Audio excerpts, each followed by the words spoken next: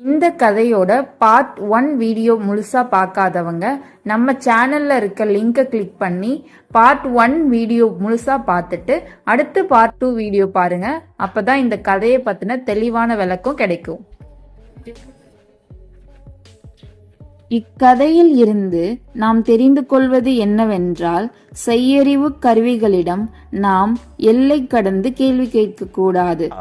அப்படி கேட்டால் நாடோடி ஓவியனைப் போல வெடுக்கென்று நிறுத்து என்று அவை சொல்லிவிடப் போவதில்லை.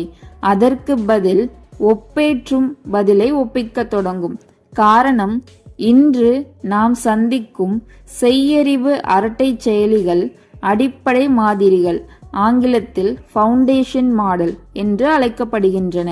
பெருமொழி மாதிரிகள், லார்ஜ் லாங்குவேஜ் மாடல்ஸ் என்றும் கூறுகிறார்கள். இவை பொது பயன்பாட்டிற்கானவை. இப்போது போதுமான அடிப்படை மாதிரிகள் சேர்ந்துவிட்டன. அதாவது இனி செய்யறிவு வல்லுநர்களும் மொழி விற்பனர்களும் செய்யக்கூடியதெல்லாம் பெருமொழி மாதிரிகளை மேம்படுத்துவதிலிருந்து அவற்றை உலகத்தில் இருக்கும் உண்மையான பிரச்சனைகளுக்கு பயன்படுத்துவது. இதற்கு பெருமொழி மாதிரிகளை அடிப்படையாக வைத்து இரண்டாவது அடுக்கை உருவாக்க வேண்டும். அது ஆழமான துறை அனுபவ அறிவு, குறிப்பிட்ட தொழில்கள் மற்றும் சூழ்நிலையை புரிந்து கொண்டு செயலாற்றும் உயர்ந்த செயல்பாடு கொண்டதாகவும் கைக்கு அடக்கமானதாகவும் இருக்க வேண்டும். உதாரணமாக, அபியூஜத் என்ற பகுதி இந்தியாவில் இருப்பது உங்களின் கவனத்திற்கு வராமலே இருந்திருக்கலாம். அது கோவா மாநிலத்தை விட பரந்த வனப்பிரதேசம். சத்தீஸ்கர் மாநிலத்தின் நாராயண்பூர், பீஜப்பூர், தண்டேவடா என்ற 3 மாவட்டங்களிலும் மகாராஷ்டிரா மாநிலத்தின் கட்சிரோலி மாவட்டத்திலும் பரவியிருக்கிறது.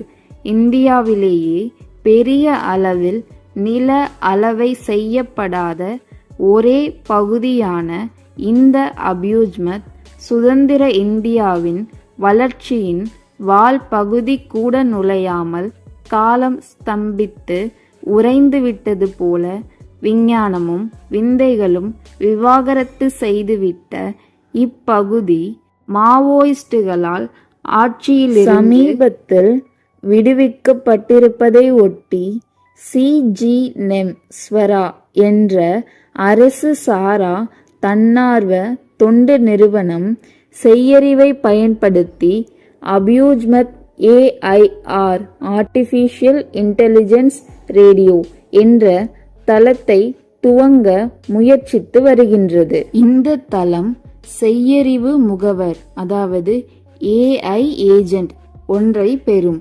அந்த செய்யறிவு முகவர் என்ற இரண்டாவது அடுக்கு அபியூஜ்மதியர்கள் என்று அழைக்கப்படும்.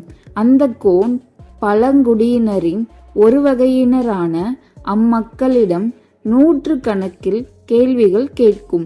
அவர்களது பிரச்சனைகள், தங்கள் பகுதியில் எந்த விதமான முன்னேற்றங்களை அவர்கள் காண விரும்புகிறார்கள் என்பதை ஒட்டி அந்த கேள்விகள் அமையும். இதில் இருந்து வானொலி நிகழ்ச்சி ஒன்று தயாரிக்கப்படும். அந்த நிகழ்ச்சி அரசு அதிகாரிகளின் கவனத்துக்கு கொண்டு செல்லப்படும். இந்த பாமரர்களின் குரலை அதிகாரிகள் கேட்பார்களா என்பது வேறு விஷயம். ஆனால் இது போல செய்யறிவு முகவர்களால் உள்ளூர் அளவில் மாற்றங்களை உருவாக்க முடியும் என்பது மட்டும் உண்மை. அடுத்து மொழி தடையை உடைத்தெறிய செய்யறிவு எப்படி உதவப் போகிறது என்பதை காண்போம்.